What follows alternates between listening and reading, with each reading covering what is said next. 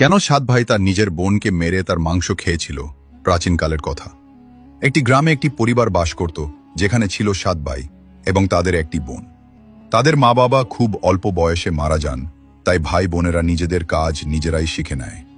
সাত ভাই তাদের বোনকে খুব ভালোবাসত। বোনও তার প্রিয় ভাইদের জন্য সবসময় যত্ন নিত। এভাবেই দিন কাটছিল। একদিন সাত ভাই শিকারে গিয়েছিল। সন্ধ্যা হয়ে আসছিল। বাড়িতে বোন তাদের জন্য খাবার তৈরি করছিল। শাক কাটতে গিয়ে হঠাৎ ছুরির ধারে তার আঙুল কেটে যায়। রক্ত ঝরতে থাকে। প্রথমে সে ভয় পেয়ে যায়, কিন্তু নিজেকে সামলে নেয়। সে ভাবল ভাইয়েরা জানলে চিন্তায় পড়ে যাবে, তাই সে ঠিক করল এই কথা কাউকে বলবে না। রক্ত মুছতে গিয়ে সে তার ওড়নায় রক্ত লাগিয়ে ফেলে, কিন্তু ভাবল ভাইয়েরা যদি লক্ষ্য করে তাহলে বুঝে ফেলবে। অনেক ভেবেচিন্তে সে তার রক্ত মুছে ফেলল সেই শাক দিয়ে, যা দিয়ে সে রান্না করছিল। সন্ধ্যায় যখন ভাইয়েরা বাড়ি ফিরল, বোন সবার জন্য খাবার পরিবেশন করল। সেদিনের শাকের স্বাদ এতটাই অপূর্ব ছিল যে সাত ভাইয়েরা আঙুল চেটে খেতে লাগল। তারা বলল, বোন, আজকের শাক তো অসাধারণ, এমন স্বাদ আগে কখনো পাইনি। বোন তাদের প্রশংসা শুনে মুচকি হাসল। সে ভাবল ভাইয়েরা খুশি, এটাই যথেষ্ট। কিন্তু গল্প এখানেই শেষ হলো না। পরদিন সকালে যখন তারা আলোচনা করতে লাগলো যে বোন শাকে কি মিশিয়েছিল যে এত স্বাদ হয়েছিল, তারা ঠিক করল সন্ধ্যায় বোনের কাছে এর রহস্য জানতে চাইবে। সন্ধ্যায় তারা তাড়াতাড়ি বাড়ি ফিরল। বোন তখন রান্না করছিল। বড় ভাই এগিয়ে গিয়ে বলল, বোন, তুমি কাল শাকে কি মিশিয়েছিলে? এত অসাধারণ স্বাদ কিভাবে হলো? বোন প্রথমে কথা গোড়ানোর চেষ্টা করল, কিন্তু বড় ভাইয়ের বারবার জিজ্ঞাসায় সে সত্যিটা বলে ফেলল। তার আঙুল কেটে গিয়েছিল আর সেই রক্ত শাকে মিশে গিয়েছিল। এই কথা শুনে ছ ভাইয়ের চোখের ভাব পাল্টে গেল। সন্ধ্যায় যখন সাত ভাই একসঙ্গে বসেছিল, বড় ভাই বাকিদের বলল, ভাবো, বোনের রক্তে কয়েক ফোঁটা এত স্বাদের হলে তার মাংস কতটা স্বাদের হবে। বাকি ভাইয়েরাও এই নিষ্ঠুর চিন্তায় সায় দিয়ে বলল, হ্যাঁ, নিশ্চয়ই বোনের মাংস খুব স্বাদের হবে। ছয় ভাইয়ের মনে বোনের মাংস খাওয়ার লোভ জাগল। কিন্তু সবচেয়ে ছোট ভাই এই কথা শুনে ব্যাকুল হয়ে পড়ল। সে ভাবল, কিভাবে কেউ নিজের আপনজনের সঙ্গে এমন ভয়ঙ্কর কাজের কথা ভাবতে পারে। তখন বড় ভাই বলল, কাল আমরা বোনকে বিয়ের প্রলোভন দেখিয়ে জঙ্গলে নিয়ে যাব, তীর মেরে তাকে মেরে ফেলব, তারপর তার মাংস খাবো। সবাই এই কথায় সায় দিল, কিন্তু ছোট ভাই মনে মনে খুব অস্থির হয়ে পড়ল। সে তার প্রিয় বোনকে বাঁচাতে চাইল, কিন্তু ছ ভাইয়ের বিরুদ্ধে প্রকাশ্যে কিছু বলার সাহস তার ছিল না। পরদিন সকালে বড় ভাই বোনকে মিষ্টি করে ডেকে বলল, প্রিয় বোন, তুমি এখন বিয়ের বয়সে পৌঁছেছে। আমরা তোমার জন্য একটি সুন্দর ও যোগ্য পাত্র খুঁজে পেয়েছি। আজ আমরা তোমাকে তার বাড়ি দেখাতে নিয়ে যাব, তৈরি হয়ে নাও। বোন এই কথায় খুব খুশি হলো। সে নিজের সংসার গড়ার স্বপ্ন দেখছিল। উৎসাহে সে তৈরি হয়ে ভাইদের সঙ্গে বেরিয়ে পড়ল। পথে বোন খুশিতে ভরপুর ছিল, কিন্তু অনেকটা পথ হাঁটার পর সে ক্লান্ত হয়ে পড়ল। সে বড় ভাইকে জিজ্ঞেস করল, ভাইয়া, শ্বশুর বাড়ি এখনো কত দূর? বড় ভাই হেসে সামনের দিকে ইঙ্গিত করে বলল, দেখ, ওই তো তোমার শ্বশুর বাড়ি, ওখানে তুমি রানীর মতো রাজ করবে।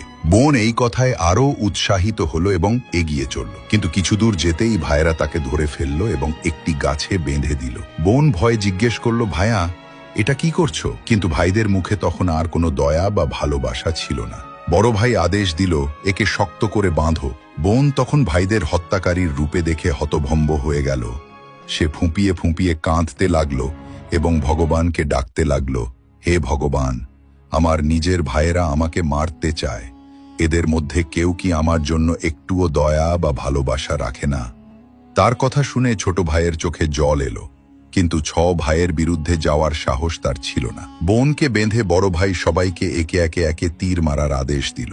বড় ভাই যখন তীর ছুঁড়তে উদ্যত হলো, বোন করুণ সুরে গান গাইতে শুরু করলো, মারো মারো ভায়া, বুকে লক্ষ্য করে, তোমার তীর জঙ্গলে চলে যাবে ভায়া। বড় ভাই কঠোরভাবে তীর ছুঁড়ল, কিন্তু নিশানা ভুল হলো।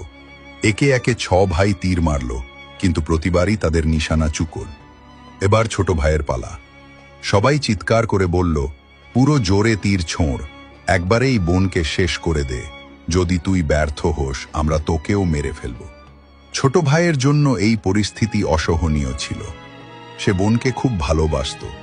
বোন যখন দেখল তার ছোট ভাইয়ের জীবন বিপদে পড়েছে, তখন সে মনে মনে সিদ্ধান্ত নিল যে সে নিজের প্রাণ ত্যাগ করবে, কিন্তু তার প্রিয় ভাইকে মরতে দেবে না। সে ভগবানের কাছে প্রার্থনা করল, হে ভগবান, আমার ছোট ভাইয়ের তীর যেন আমার বুক ভেদ করে। তারপর সে আবার গাইল, মারো মারো ভাইয়া, বুকে লক্ষ্য করে। তোমার তীর আমার বুক ভেদ করুক ভাইয়া। ওর ছোট ভাইয়ের চোখ দিয়ে অশ্রু ঝরছিল। কাঁপা হাতে সে তীর ছুঁড়ল। তীর বোনের বুকে গভীরভাবে বিঁধল। বোন কিছুক্ষণ যন্ত্রণায় ছটফট করল।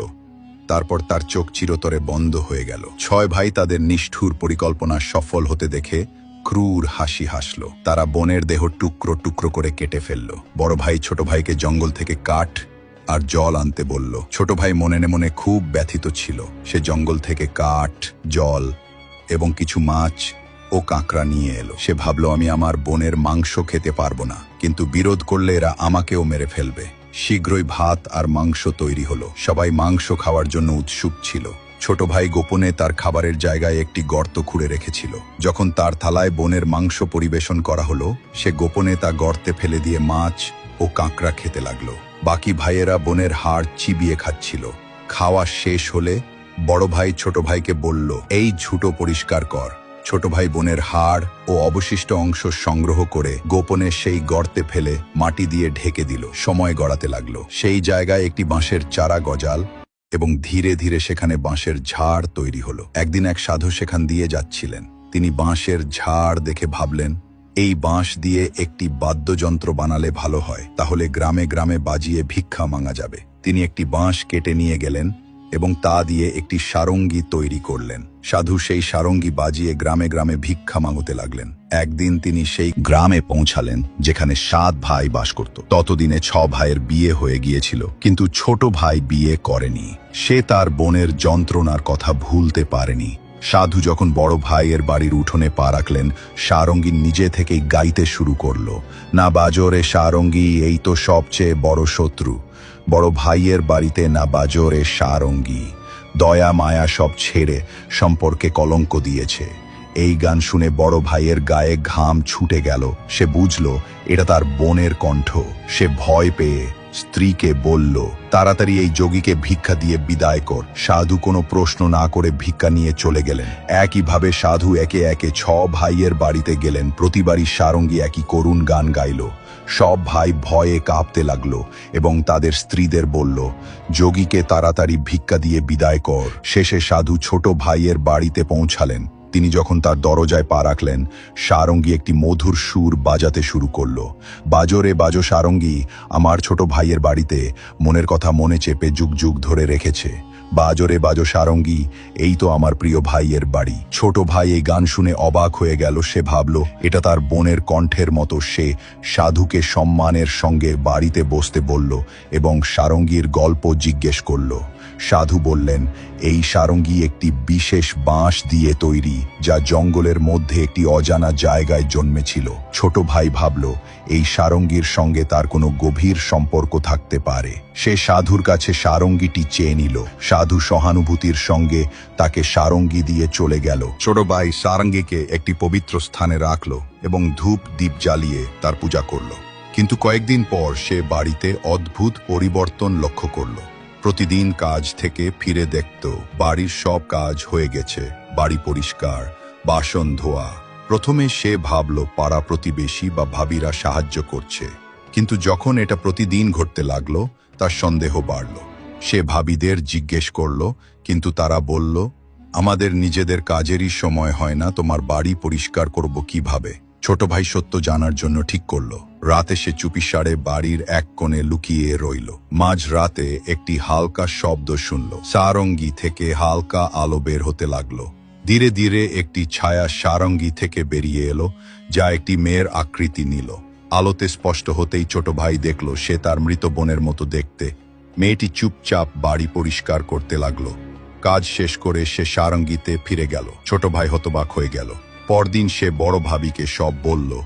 ভাবি গম্ভীর হয়ে বলল, যদি এটা সত্যি হয় তবে একটা উপায় আছে। যখন সে সারঙ্গী থেকে বের হবে তখন তুমি তাড়াতাড়ি সারঙ্গীটা আগুনে পুড়িয়ে ফেলবে এবং তাতে গঙ্গা জল ছিটিয়ে দেবে। এতে তার আত্মা দেহের বন্ধন থেকে মুক্ত হবে, কিন্তু এক মুহূর্ত দেরি করলে সে চিরকালের জন্য হারিয়ে যেতে পারে। ছোট ভাই ঠিক করলো সেই রাতেই এই কাজ করবে।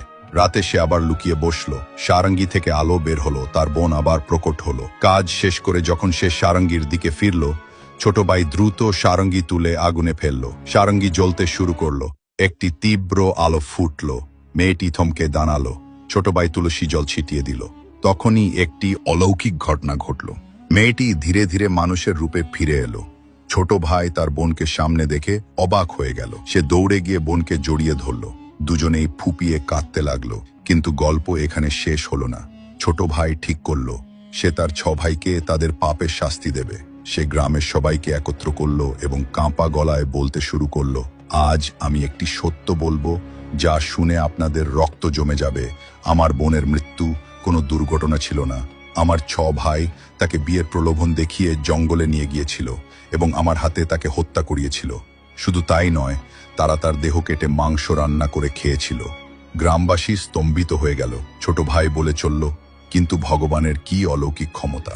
আমার বোন যে বছরের পর বছর আগে মারা গিয়েছিল, সে আজ আমাদের মাঝে সুস্থভাবে দাঁড়িয়ে আছে। সে বোনকে ডাকলো। বোন ধীরে ধীরে সবার সামনে এলো। তাকে দেখে সবাই হতবাক। এই খবর 6 ভাইয়ের কাছে পৌঁছতেই তাদের পায়ের তলার মাটি সরে গেল। গ্রামবাসী ক্রুদ্ধ হয়ে বলল, এই পাষণ্ডদের গ্রামে থাকার কোনো অধিকার নেই। বুড়োরা ঠিক করলো তাদের শাস্তি দিতে হবে। গ্রামবাসী 6 ভাইকে ঘর থেকে টেনে বের করে এনে লাঠি দিয়ে মারতে মারতে গ্রামের সীমানায় নিয়ে গেল। ভাইয়েরা জীবন ভিক্ষা চাইল, কিন্তু কেউ দয়া দেখালো না। এমনকি তাদের স্ত্রীরাও তাদের ত্যাগ করে মায়ের বাড়ি চলে গেল। তখন বোন আর থাকতে পারল না। সে গ্রামবাসীদের কাছে কেঁদে বলল, আমি জানি আমার ভাইয়েরা যা করেছে তা ক্ষমার অযোগ্য, কিন্তু এরা আমার নিজের ভাই। এদের অনুতাপ হয়েছে, দয়া করে এদের একটা সুযোগ দিন। বোনের ক্ষমার ভাব দেখে গ্রামবাসীর হৃদয় গলে গেল। তারা ভাইদের ক্ষমা করে দিল। ভাইরা বোনের সামনে হাত জোড় করে ক্ষমা চাইল। বোন তাদের ক্ষমা করে দিল। সবাই একে অপরের গলা জড়িয়ে কাঁদতে লাগলো। গ্রামবাসীর চোখেও জল এলো। এরপর ভাইয়েরা বোনকে নিয়ে বাড়ি ফিরল। তারা আগের চেয়েও বেশি যত্নে বোনের দেখাশোনা করতে লাগলো। তারা সুখে শান্তিতে জীবন যাপন করতে লাগলো। এই গল্পটি আপনার কেমন লাগলো? পরবর্তী গল্পে আবার দেখা হবে।